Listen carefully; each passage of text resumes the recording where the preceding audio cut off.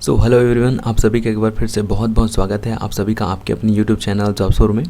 तो आज इस वीडियो हम लोग साइंस बोलता हूँ, ज्योग्राफी के टॉप 50 क्वेश्चन जो कि आपके एफसीआई वॉचमैन के लिए काफ़ी ज़्यादा इंपॉर्टेंट होने वाले वो सारा चीज़ डिस्कशन करेंगे। और बेसिकली अगर मैं यहाँ पे बात करूँ ओवरऑल 50 एमसीक्यू क्वेश्चंस की, तो ये मैंने ऑलरेडी जो एफसीआई वॉचमैन का जो आर गुप्ता की जो बुक्स है ना, वहाँ से डायरेक्टली यहाँ पे इंक्लूडेड करा है। तो काफ़ी ज़्यादा इंपॉर्टेंट वीडियो है, जिसके पास बुक नहीं है वो इस वीडियो को देख सकते हैं। इसमें कंप्लीट 50 मतलब पूरे 50 क्वेश्चन है। इनमें से 15 क्वेश्चन ऐसे आपको देखने को मिलेंगे जो स्टार्टिंग में मैंने ऑलरेडी करा दी, लेकिन उसको रिवीजन मात्रा के लिए देख लीजिए।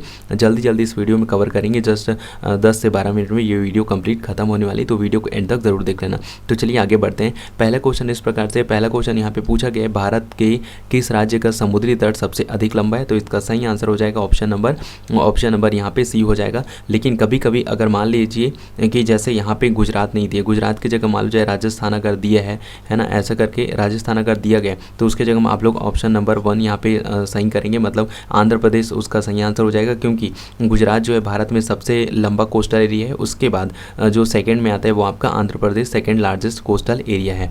अगला सवाल देखिए, अगला सवाल यहाँ पे क्वेश्चन नंबर 2 क्या पूछ रहा है कि भारत का दक्षिणतम बिंदु कहाँ है? तो इसका सही आंसर हो जाएगा ऑप्शन नंबर बी, यानी कि बड़ा निकोबार में स्थित है आपका इंदिरा पॉइंट, जो कि आपका क्या कहलाता है, भारत का दक्षिणतम बिंदु कहलाता है। अगला सवाल देख लीजिए, अगला सवाल यहाँ पे है क्वेश्चन नंबर 3 है। क्वेश्चन नंबर 3 है कि क्षेत्रफल की दृष्टि से भारत का सबसे बड़ा राज्य कौन सा है? आपको बताना है कि क्षेत्रफल की दृष्टि से भारत का सबसे बड़ा राज्य कौन सा है। तो इसका सही आंसर हो जाएगा ऑप्शन नंबर बी, यानी कि राजस्थान। अगला सवाल देख लीजिए, अगला सवाल यहाँ है कि निम्नलिखित अक्षांशों में से कौन सा भारत से होकर गुजरता है या फिर गुजरती है? आपको बताना है कि निम्नलिखित में से कौन सा अक्षांश भारत से होकर गुजरता है। तो इसका सही आंसर हो जाएगा ऑप्शन नंबर डी, यानी कि कर्क रेखा जो है भारत से होकर गुजरने वाली अक्षांश रेखा है। अगला सवाल देख लीजिए, अगला सवाल यहाँ पे पूछा गया है, आपको बताना है कि कर्क रेखा क्या है ना, मतलब कर्क रेखा है, आपको बताना है ये एक्चुअल में। तो कर्क रेखा भारत से कहाँ से होकर गुजरती है, आपको ये बेसिकली बताना है। तो क्या कर्क रेखा, यहाँ पे ऑप्शन आप लोग आराम से पढ़ लीजिए, उसके जवाब दीजिए। तो इसका सही आंसर हो जाएगा ऑप्शन नंबर सी, यानी कि जो कर्क रेखा है वो भारत के मध्य से होकर गुजरती है। आगे बढ़ूँ यार, इससे पहले बस एक रिक्वेस्ट और रहेगी, जो भी कैंडिडेट जो पेपर दिलाने जाते हैं ना, वो उस दिन क्या करेंगे, 3 तारीख को जैसे उनका पेपर, चाहे वो जिस शिफ्ट में भी हो, उस दिन क्या है, जो हमारा टेलीग्राम चैनल जिसमें आप सब ने इतना सपोर्ट करते जॉब्स और यू को, है ना, वहाँ पे उस दिन क्या है, कमेंट सेक्शन, कमेंट वाला जो ऑप्शन रहता है, चैटिंग सेक्शन और रहेगा। तो वहाँ पे जो भी है पेपर ज़रूर भेज देंगे, ताकि पंजाब वालों को बहुत ज़्यादा हेल्पफुल हो सके, है ना। अगला सवाल देख लीजिए, अगला सवाल यहाँ पे क्वेश्चन नंबर 6 है, भारत की सबसे लंबी भू सीमा निम्न में से किस देश के साथ लगती है? जी हाँ, आपको बताना है कि भारत की सबसे लंबी भू सीमा किसके साथ लगती है। तो इसका सही आंसर हो जाएगा ऑप्शन नंबर जो डी है, यानी कि बांग्लादेश के साथ इंडिया सबसे अपना ज़्यादा जो बॉर्डर है वो शेयर करता है। अगला सवाल यहाँ पे देख लीजिए, क्वेश्चन नंबर 7 है, भारतीय मानक समय और ग्रीनविच समय में कितने का अंतर होता है? आपको बताना है कि भारतीय मानक समय और ग्रीनविच समय में कितने का अंतर होता है, कितने समय का अंतर होता है। तो इसका सही आंसर हो जाएगा ऑप्शन नंबर सी, यानी कि 5.5 घंटे का अंतर होता है इंडिया यहाँ पे जो IST होता है और जो आपका ग्रीनविच टाइम होता है उसमें। ओके, सो अगला सवाल यहाँ पे क्वेश्चन नंबर 8 है, भारत का क्षेत्रफल की दृष्टि से विश्व में कौन सा स्थान है? आपको बताना है कि भारत जो है क्षेत्रफल की दृष्टि से विश्व में कौन सा स्थान अपना रखता है। तो इसका सही आंसर हो जाएगा ऑप्शन नंबर बी, यानी कि 7वां स्थान रखता है। अगला सवाल देख लीजिए, क्वेश्चन नंबर 9 है, निम्नलिखित में से वह राज्य कौन सा है जिसकी सीमाएं 3 देशों से मिलती है? आपको बताना है कि भारत का वह कौन सा राज्य है जिसकी सीमा है ना, जिसकी सीमा 3 देशों के साथ मिलती है। तो इसका सही आंसर हो जाएगा option number A, Arunachal Pradesh.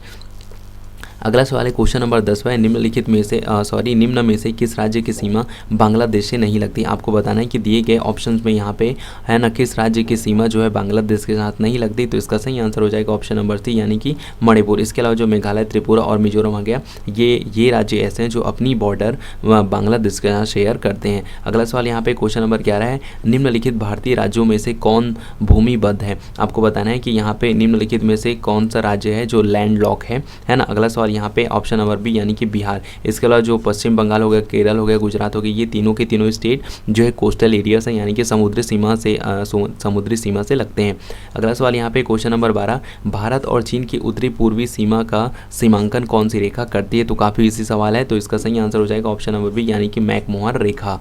अगला सवाल देख लीजिए, क्वेश्चन नंबर 13 है, पश्चिमी घाटों के मालाबार तट पर स्थित माहे निम्नलिखित में से किसका भाग है? आपको बताना है एक्चुअल में माहे किसका भाग भाग है, तो इसका सही आंसर हो जाएगा ऑप्शन नंबर सी, यानी कि पांडुचेरी, है ना, पांडुचेरी या फिर पुदुचेरी आप लोग जिसको बोलते हैं, है ना, इसका ये भाग है क्या, मालाबार तट। ओके, अगला सवाल देख लीजिए। अगला सवाल यहाँ पे देखिए, एक तरफ दिया भौगोलिक नाम दिया, एक तरफ उसका स्थान दिया है। तो सबसे पहला ऑप्शन क्या दिया, बंगाल का शोक हो गया, महलों का शहर हो गया, 7 टापुओं का नगर, और फिर मंदिर एवं घाटों का नगर। यहाँ पे स्थान दिया है दामोदर, कोलकाता, मुंबई और वाराणसी। आपको बताना है कि इनमें से कौन किसके साथ सही मैच होता है। तो इसका सही आंसर हो जाएगा ऑप्शन नंबर स, यानी ऑप्शन नंबर 3, यानी कि देखिए बंगाल का शोक किसे कहा जाता है, दामोदर को, महलों का शहर किसे कहा जाता है, कोलकाता को, और 7 टापुओं का नगर कहा जाता है मुंबई की, और मंदिर एवं घाटों का नगर कहा जाता है आपके वाराणसी को। तो ऑप्शन नंबर ये जो आपका सी वाला है या फिर सा है वो करेक्ट आंसर हो जाएगा।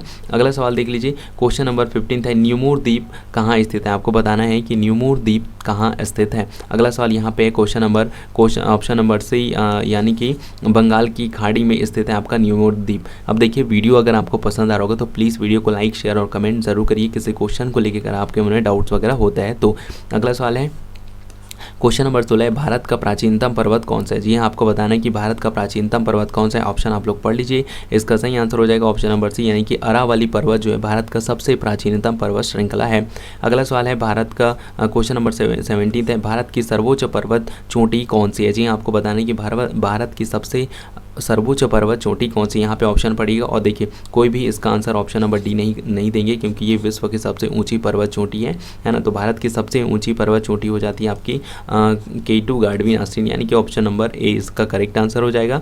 अगला सवाल है, यहाँ पे यहाँ पे जो दिए गए हैं ना, इनमें से कौन सा एक सुमेलित नहीं है, आपको ये बताना है ना। यहाँ पे इसको पढ़ लीजिए, बोमडीला हो गया अरुणाचल प्रदेश, नाथुला हो गया आपका सिक्किम हो गया, भोर घाट हो गया आपका हिमाचल प्रदेश, या फिर पाल घाट केरल। तो इसका सही आंसर हो जाएगा ऑप्शन नंबर सी, यानी कि जो भोर घाट है वो सही संबंध या फिर सही मैच नहीं करता है हिमाचल प्रदेश से। ओके, तो आपको बताना है एक्चुअल में कि ये जो भोर घाट है आपका ये कहाँ पर लोकेटेड है। अगला सवाल यहाँ पे क्वेश्चन नंबर 19 है, निम्नलिखित में से कौन सा दर्रा श्रीनगर को लेह से जोड़ता है। आपको बताना है कि निम्नलिखित में से कौन सा दर्रा श्रीनगर को लेह से जोड़ता है। तो इसका सही आंसर हो जाएगा ऑप्शन नंबर ए, यानी कि जोजिला पास जो है वो श्रीनगर को लेह से जोड़ता है। अगला सवाल यहाँ पे क्वेश्चन नंबर 20 काफ़ी इजी और काफ़ी अच्छा क्वेश्चन है, सुंदरवन, है ना। सुंदरवन विश्व का प्रसिद्ध डेल्टा किन नदियों से संबंधित है। आपको बताना है एक्चुअल में कि ये जो सुंदरवन डेल्टा है जो कि पश्चिम बंगाल में बनता है, आपको बताना है कि ये किन नदियों की सहायता से बनता है।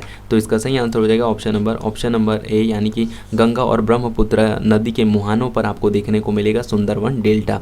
अगला सवाल यहाँ पे क्वेश्चन नंबर 21 है कि निम्नलिखित में से वह कौन सी नदी है जिसका उद्गम भारतीय क्षेत्र में नहीं है। आपको बताना है कि यहाँ पे जो 4 ऑप्शन दिए गए हैं इनमें से कौन सी नदी है जिसका उद्गम आपको भारत में देखने को नहीं मिलेगा। तो इसका सही आंसर हो जाएगा ऑप्शन नंबर बी, यानी कि ब्रह्मपुत्र नदी का जो उद्गम है वो भारत में नहीं है। इसके अलावा जो महानदी हो गया, रावी हो गया, चेनाब हो गए, ये आपको देखने को मिल जाएगा। अगला सवाल यहाँ पे क्वेश्चन नंबर 22 है, निम्नलिखित भारत का सबसे लंबा नदी, है ना, बहने के अनुसार, सॉरी यहाँ पे बहने हो गया एक्चुअल में, ये हो गया बहने के अनुसार होगा। ओके, समझ सकते हैं आप इस चीज़ को कि भारत की सबसे लंबी नदी बहने के अनुसार कौन सी है। ऑप्शन आप लोग पढ़ लीजिए। तो इसका सही आंसर चलिए बता देता हूँ मैं, ऑप्शन नंबर 3, यानी कि गंगा नदी, है ना। अगला सवाल यहाँ पे देख लेंगे। अगला सवाल यहाँ पे कुछ इस प्रकार से है कि भारत का वह क्षेत्र जिसका वन आच्छादित क्षेत्रफल सर्वाधिक है। आपको बताना है कि भारत में सबसे अधिक वन कहाँ पाए जाते हैं। तो इसका सही आंसर हो जाएगा ऑप्शन नंबर ए, यानी कि मध्य प्रदेश राज्य जो है ना,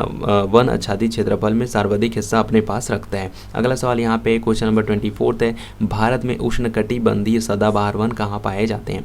भारत में उष्णकटिबंधीय सदाबहार वन कहाँ पाए जाते हैं। तो इसका सही आंसर हो जाएगा ऑप्शन नंबर सी, यानी कि केरल में आपको देखने को मिलेगा उष्णकटिबंधीय सदाबहार वन।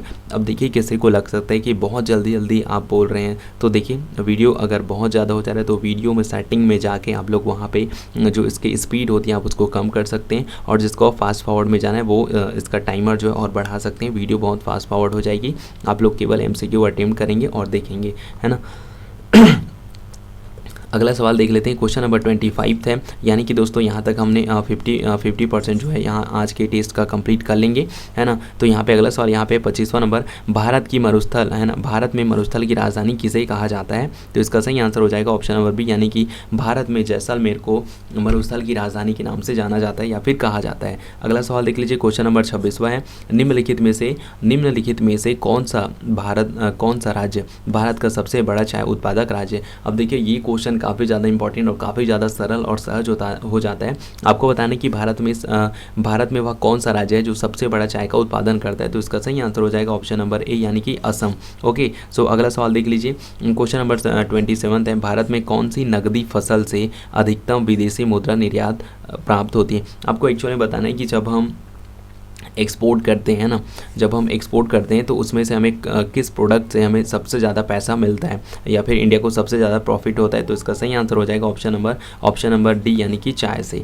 अगला सवाल देख लीजिए। अगला सवाल 28 है, रबर के उत्पादन में भारत का सबसे अग्रणी राज्य कौन सा है। तो इसका सही आंसर हो जाएगा ऑप्शन नंबर सी यानी कि जो है ना, रबर के उत्पादन में रबर के प्रोडक्शन में सबसे अग्रणी राज्य है, टॉप 1 में रहने वाला राज्य है केरला। अगला सवाल देख लीजिए। क्वेश्चन नंबर 29 है, कांच की चूड़ियों के उद्योग के लिए, है ना, कांच की चूड़ियों के उद्योग के लिए प्रसिद्ध है। आपको बताना है कि कांच की चूड़ियों के लिए कौन सा, मतलब जो उद्योग है उनमें से कौन सा शहर प्रसिद्ध है। तो इसका सही आंसर हो जाएगा ऑप्शन नंबर बी यानी कि फिरोजाबाद प्रसिद्ध है भाई कांच की चूड़ियों के लिए। जो कांच की कॉस्मेटिक जो चीज़ें आती हैं वेरियस टाइप्स के, वो सारे अधिकतर जो चीज़ें होती हैं वो आपके फिरोजाबाद शहर में बनती हैं। अगला सवाल देख लीजिए। अगला सवाल यहाँ पे पूछा गया क्वेश्चन नंबर 30 है कि रेनकोट क्यों प्रसिद्ध है। जी आपको बताना है कि रेनकोट क्यों प्रसिद्ध है। तो इसका सही आंसर हो जाएगा ऑप्शन नंबर ए यानी कि एल्युमिनियम उद्योग के लिए फेमस है भाई आपका रेनकोट, है ना, रेनकोट। अगला सवाल यहाँ पे क्वेश्चन नंबर 31 हो जाता है आपका, खेतड़ी स्थित मुख्य उद्योग कौन सा है। बेसिकली यहाँ पे पूछा गया कि खेतड़ी में कौन सा उद्योग फेमस है या फिर मुख्य रूप से स्थित है। तो इसका सही आंसर हो जाएगा ऑप्शन नंबर बी यानी कि तांबा के जो फैक्ट्री या फिर इंडस्ट्री है वो आपको खेतड़ी में देखने को मिलेगा। अगला सवाल यहाँ पे क्वेश्चन नंबर 32 काफ़ी ज़्यादा ईजी और इसको मोस्ट इंपॉर्टेंट समझ सकते हैं आप लोग कि डिगबोई क्यों प्रसिद्ध है। आपको बताना है कि डिगबोई क्यों प्रसिद्ध है। तो इसका सही आंसर हो जाएगा ऑप्शन नंबर सी यानी कि डिगबोई जो है पेट्रोलियम की खनन के लिए या फिर उत्पादन के लिए फेमस है ना, यहाँ से तेल जो है निकाला जाता है डिगबोई से पेट्रोलियम। अगला सवाल यहाँ पे है, अगला सवाल है क्वेश्चन नंबर 33, पोंग बांध किस नदी पर बनाया गया है। आपको बताना है कि जो पोंग बांध है, पोंग डैम है, वो किस नदी पर बनाया गया है। तो इसका सही आंसर हो जाएगा ऑप्शन नंबर डी यानी कि पोंग जो डैम है वो आपके व्यास नदी पर बनाया गया है ना। अगला सवाल यहाँ पे क्वेश्चन नंबर 34 हो जाता है, भारत के किस राज्य में नागार्जुन सागर परियोजना स्थित है। जी आपको बताना है कि भारत के किस राज्य में जो आपका जो ये नागार्जुन सागर परियोजना है वो किस राज्य में स्थित है या फिर बनाया गया है। तो इसका सही आंसर हो जाएगा ऑप्शन नंबर ए यानी कि आंध्र प्रदेश में सिचुएटेड है भाई आपका नागार्जुन सागर परियोजना। अगला सवाल है क्वेश्चन नंबर 35। क्वेश्चन नंबर 35 के लिए मैं आपसे रिक्वेस्ट करूंगा, है ना, रिक्वेस्ट ये करूंगा कि आप लोग प्लीज़ वीडियो को पॉज करिए और इसका आंसर देने का प्रयत्न करिए, है ना। क्या दिया गया है, सुमेलित कीजिए में गिर वन हो गया जिसके सामने में राजस्थान हो गया। यहाँ पे एक्चुअल में जो सेंचुरी है या फिर अभ्यारण्य है या फिर राष्ट्रीय उद्यान है वो आपके सामने में यहाँ पे दिया गया और इधर वो जो शहर है या फिर राज्य है वो आपके सामने में दिया गया है। तो गिर वन कहाँ स्थित है, भरतपुर बर्ड सेंचुरी कहाँ स्थित है, बांधवगढ़ सेंचुरी कहाँ है और जो आपका काजीरंगा सेंचुरी है वो कहाँ स्थित है, आपको ये बताना है। तो इसका सही आंसर हो जाएगा ऑप्शन नंबर बी यानी कि जो आपका गिर वन है ये आपको देखने को मिलेगा कहाँ पे, गुजरात पे। और आपका जो है ना भरतपुर बर्ड सेंचुरी है ये आपको देखने को मिलेगा, है ना, ये आपको कहाँ देखने को मिलेगी, आपको देखने को मिलेगा राजस्थान में। उसके बाद जो आपका काजीरंगा राष्ट्रीय उद्यान है ये आपको देखने को मिलेगा असम में और बांधवगढ़ सेंचुरी जो है ये आपको देखने को मिलेगा मध्य प्रदेश में। तो इस प्रकार से इसका सही आंसर ये हो जाएगा। उम्मीद करता हूँ, है ना, उम्मीद करता हूँ कि सारे के सारे क्वेश्चन आपने ज़रूर सही करे होंगे। अगला सवाल देख लीजिए, क्वेश्चन नंबर 36 है और काफ़ी ज़्यादा यहाँ पे इंपॉर्टेंट क्वेश्चन हो जाता है कि फूलों की घाटी किस राज्य से संबंधित है। तो देखिए प्यारे साथियों, इसका आंसर तो मैं आपको बताऊँगा, लेकिन आप लोग ये ज़रूर बताइए कि शांत घाटी, है ना, शांत घाटी किसे कहा जाता है या फिर कहाँ स्थित है ना। तो इसका चलिए फूलों की घाटी, तो इसका सही आंसर हो जाएगा ऑप्शन नंबर ए यानी कि ये जो है आपका उत्तराखंड में आपको देखने को मिलेगा। अगला सवाल यहाँ पे क्वेश्चन नंबर 37 है, इसमें भी आपको मिलान करना है और यहाँ पे आपको बताने कि कौन सा एक यहाँ पे जो दिया गया है ना ऑप्शन, उनमें से कौन सा एक सुमेलित नहीं है। यहाँ पे सुंदरवन हो गया और भीतरकनिका हो गया और पिचवरम हो गया और उसके बाद है वेम्बनाड हो गया। तो इसका सही आंसर हो जाएगा ऑप्शन नंबर डी यानी कि वेम्बनाड सही मैच नहीं करता है कर्नाटका से। ओके, सो अगला सवाल यहाँ पे क्वेश्चन नंबर 38 है, भारत का सबसे बड़ा रेलवे प्लेटफॉर्म कहाँ स्थित है। तो इसका सही आंसर हो जाएगा ऑप्शन नंबर ए यानी कि गोरखपुर में सिचुएटेड है भाई भारत का सबसे लॉन्गेस्ट या फिर सबसे बिगेस्ट आपको प्लेटफॉर्म देखने को मिलेगा, वो भी रेलवे का। अगला सवाल है 39 क्वेश्चन है, हमारी आकाशगंगा की आकृति कैसी है। जो हमारी मिल्की वे है उसकी जो स्ट्रक्चर है वो कैसी है, तो इसका सही आंसर हो जाएगा ऑप्शन नंबर सी यानी कि स्पाइरल, है ना। हमारी जो आकाशगंगा है उसकी आकृति कैसी है, स्पाइरल आकार की है। अगला सवाल यहाँ पे क्वेश्चन नंबर 14 है, क्वेश्चन नंबर 40 40वां क्वेश्चन है कि विज्ञान के किस क्षेत्र में आप वाइट डार्फ वाइट ड्वार्फ के बारे में सीखेंगे, तो इसका सही आंसर हो जाएगा ऑप्शन नंबर ए यानी कि खगोल शास्त्र में आप सीख पाएंगे वाइट ड्वार्फ, है ना। अगला सवाल यहाँ पे क्वेश्चन नंबर 41 है, मानक समय का क्या होता है, मानक समय क्या होता है, जी आपको बताना है मानक समय क्या होता है, तो इसका सही आंसर हो जाएगा ऑप्शन नंबर बी यानी कि मानक समय होता है भाई देश के लगभग बीच से गुजरने वाले देशांतर का स्थानीय मान। अगला सवाल देख लीजिए, अगला सवाल यहाँ पे क्वेश्चन नंबर 42 है, किसी एक स्थान का अक्षांश निम्नलिखित में से किसका संकेतक होता है। देखिए ऐसे क्वेश्चन ना ज्योग्राफी के पर्सपेक्टिव से, किसी भी एग्जाम के पर्सपेक्टिव से ऐसे बहुत ही इजी सवाल पूछे जाते हैं, लेकिन क्या है अगर हम ज़रा सा क्वेश्चन को समझ नहीं पाते तो ऐसे ही क्वेश्चन हमें कॉम्प्लिकेटेड लगने लगते हैं। तो यहाँ पे क्वेश्चन नंबर 42 है, किसी एक स्थान का अक्षांश निम्नलिखित में से किसका संकेतक होता है, तो भाई ये संकेतक होता है तापमान का, टेम्परेचर का। अगला सवाल देख लीजिए, क्वेश्चन नंबर 43 है, ओजोन परत अवस्थित है। आपको बताना है कि एक्चुअल में जो ओजोन परत है वो कहाँ पर सिचुएटेड है, तो इसका सही आंसर हो जाएगा ऑप्शन नंबर सी, समताप मंडल पर स्थित होता है ओजोन परत। अगला सवाल यहाँ पे क्वेश्चन नंबर 44 है, दीर्घ रेडियो तरंगे पृथ्वी की किस सतह से परावर्तित होती हैं। आपको बताना है कि जो दीर्घ रेडियो तरंगे होती हैं वो पृथ्वी की किस सतह से परावर्तित होती हैं, तो इसका सही आंसर हो जाएगा ऑप्शन नंबर बी यानी कि आयन मंडल से परावर्तित होती हैं आपके दीर्घ रेडियो तरंगे। अगला सवाल देख लीजिए, क्वेश्चन नंबर 45 है, गोभी मरुस्थल स्थित है। आपको बताना है कि गोभी मरुस्थल कहाँ स्थित है, तो इसका सही आंसर, और बच्चों वाला सवाल है, तो आई होप मैं उम्मीद करता हूँ कि सारे कैंडिडेट्स ने इसका आंसर ज़रूर सही कह रहा होगा, तो इसका सही आंसर रहेगा ऑप्शन नंबर सी यानी कि मंगोलिया में सिचुएटेड है भाई आपका गोभी मरुस्थल। अगला सवाल देख लीजिए, क्वेश्चन नंबर 46 है, विश्व में तंबाकू का सबसे बड़ा उत्पादक देश कौन सा है।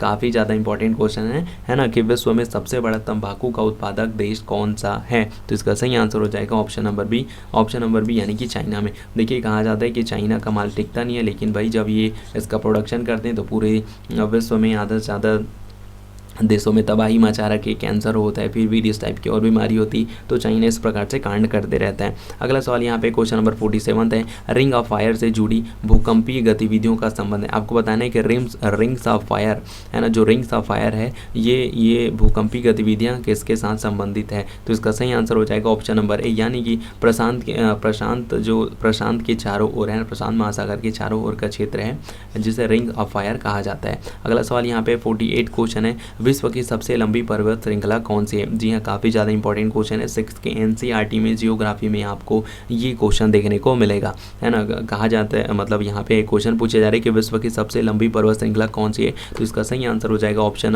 नंबर ए यानी कि एंडीज, है ना। अगला सवाल है यहाँ पे 49 क्वेश्चन है कि विक्टोरिया जलप्रपात किस नदी से संबंधित। आपको बताना है कि विक्टोरिया जो जलप्रपात है वो किस नदी पर बेस्ड है ना, तो इसका सही आंसर हो जाएगा ऑप्शन नंबर डी यानी कि जैम्बैनजी, है ना, जैम्बैनजी पे स्थित है आपका विक्टोरिया जलप्रपात। अगला सवाल और आज का अंतिम और आखिरी सवाल है कि निम्न देशों में से किस एक की सीमा कैस्पियन सागर से नहीं लगी है। यहाँ पे जो आपको ऑप्शन दिए गए ना उनमें से आपको बताना है कि यहाँ पे जितने भी ऑप्शन दिए गए हैं उनमें से किस एक की सीमा कैस्पियन सागर से नहीं लगती है, तो इसका सही आंसर हो जाएगा प्यारे साथियों ऑप्शन नंबर ए यानी कि आर्मेनिया। तो उम्मीद करता हूँ आज के जितने भी इंपॉर्टेंट क्वेश्चन थे मेरे अकॉर्डिंग आप सभी के परीक्षा के पर्सपेक्टिव से आप सभी को समझ आया होगा। बाकी किसी क्वेश्चन को लेकर अगर आपके में डाउट्स होता है, कोई सुझाव है, कोई सवाल है, तो कमेंट सेक्शन में कमेंट ज़रूर करना।